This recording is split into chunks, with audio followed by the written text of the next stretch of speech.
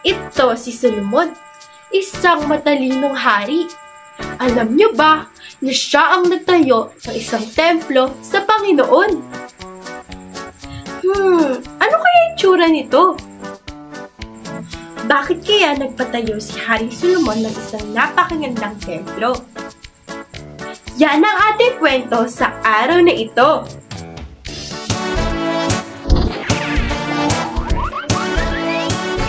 Kapayapaan mga bata, isang mapagpalang araw sa inyo. Tara na at ating alamin ang kwento tungkol sa Itinayo ni Solomon ang templo na mababasa sa Unang Hari, Kapitulo 6, versikulo 1 hanggang 37. Noong unang panahon, sa ika-4 na taon ng paghahari ni Haring Solomon sa Israel, sinabalan niya ang itayo ang isang napakagandang templo para sa Panginoon. Ang templong ito ay isang pangako panoon ng kanyang ama na si Haring David. Ngunit si Solomon ang inatasang magpatupad nito. Ang templong ito ay napakalaki at napakaganda. Pinili ni Solomon ang pinakamagandang materyales para dito. Matitibay na mga bato, mahalagang kahoy at makinang na ginto. Ginawa ang mga dingding mula sa kahoy ng sidro na walang kahit anumang basag o sira. Alam mo ba, sa buong pagtatayo ng templo, walang narinig na tunog ng martilyo o ragari sa loob nito. Ang lahat ng mga bahagi ay maingat na inihahanda bago dalhin sa lugar ng pagtatayo. Sa loob ng templo, mayroong espesyal na silid na tinatawag na kabanal-banalan. Dito, nilagay ang kabanal-banalang tipan, ang napakahalagang kahon na may mga utos ng Diyos. Ang buong silid ay binabalot ng purong ginto, napakaganda at kumikinang-kinang. Sa loob ng 7 taon, masikap na dinapos ni Solomon at ng kanyang mga manggagawa ang templo.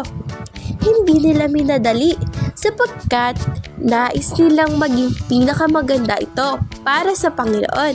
Nang matapos, nagpuri si Haring Solomon sa Diyos at lahat ng tao ay nagtipon upang ipagdiwang ang pagtatayo ng templo ng Panginoon. Pagkatapos manalangin ni Solomon, minasbasan niya ang mga tao. Kanyang winika, "Sumaati nawa ang Panginoon kung paano siya sa ating mga magulang. Huwag nawa niya kayong iwan na gayon. Lagi tayong makasunod sa Kanya." Tuwang-tuwa ang mga tao sapagkat sila ay may mabuti at matalinong hari na umiibig sa Diyos at sa Kanyang bayan. Mula noon, ang templo ay naging lugar kung saan sumasamba at nananalangin ang mga Israelita. Ipinakita ito kung paano dapat igalang at mahalin ang Diyos sa lahat ng ating ginagawa. At dito na nagtatapos ang kwento ng pagtatayo ng templo ni Haring Solomon. Sana ay nagustuhan niyo ang kwento. Ang mga sumusunod ay mga aral na dapat nating matutunan. Una, kilalanin natin ang Diyos. Mga bata, kinilala ni Haring Solomon ang Diyos at nagpagawa pa siya ng templo para dito manalangin at sumamba sa Diyos. Kaya mga bata, kilalanin natin ang ating Diyos sa araw-araw at lalo na kapag may pagsambang pamana na madalas ginagawa sa ating sambahan. Tandaan mga bata, anuman ang nasa atin, material, karunungan, kalusugan at ang ating buhay ay mula sa Diyos.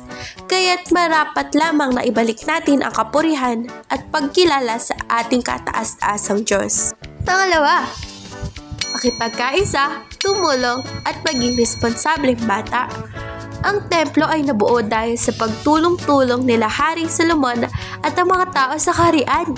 Mga bata, kung kaya natin na tumulong, mag-ayos ng sambahan o sa bahay nyo ay gawin. Igalang natin ang sambahan. Huwag tayong magkalat o maging magulo doon. Ipakita natin na tayo ay mabuti at maresponsableng mga batang pamana sa loob man o sa labas ng ating sambahan. Ang memory verse sa araw na ito ay Psalm chapter 27 verse 4. One thing I ask from the Lord, this only do I seek, that I may dwell in the house of the Lord all the days of my life, to gaze Him on the beauty of the Lord, and to seek Him in His temple. Mga pamana, maraming salamat sa inyong panonood. Hanggang sa muli!